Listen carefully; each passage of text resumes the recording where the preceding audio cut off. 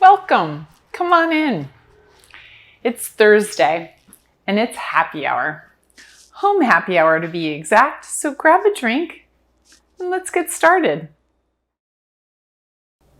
Hi everybody. It's Claire Paris with the Paris Group Realty, LLC in Portland, Oregon. And today we're talking about property disclosures. What is a typical thing that a seller discloses? So the trick to this question is there is no typical.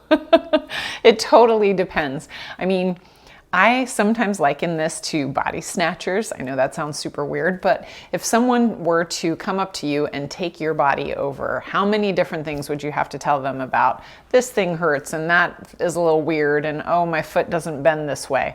A house is exactly the same way. So you could have new construction and that seller has done absolutely nothing to the property in the entirety that you've owned it. You could have a seller who remodeled the house from top to bottom and needs to disclose everything, or probably should disclose everything. You could have a DIYer. I know you know who you are. And you've done everything to the house, but you didn't get a single permit on anything. Those are all things you're going to want to disclose. And sellers, if you're going to disclose it all. I've had so many conversations where people are like, well, it's not that big of a deal. And of course it's not that big of a deal to you because you bought the house for way less expensive of a price a long time ago and you've owned the property and you're comfortable with the property. The new buyer is not, so tell them everything. Tell them everything, even if it seems absurd and small and no big deal.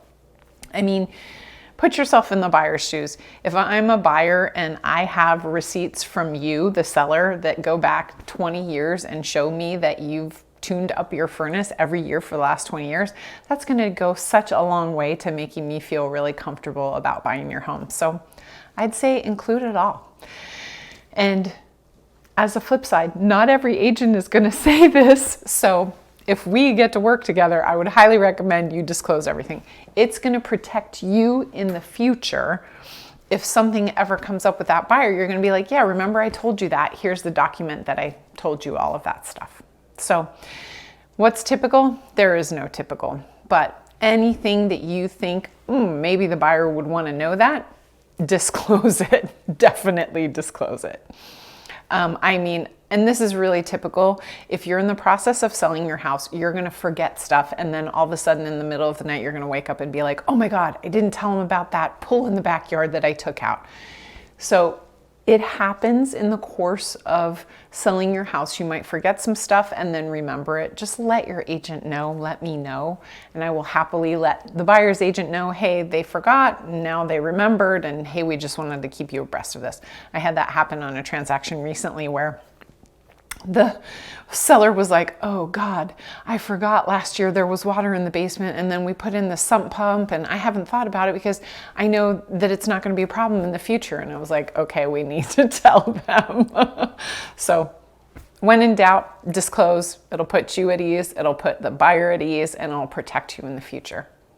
As always, I love that you've tuned in today, and we have all kinds of stuff regarding property disclosures. So check out our YouTube channel. Or maybe you're even on it and you're just going to see it come up. Thanks so much for tuning in. We'll talk to you soon. Take care. Cheers.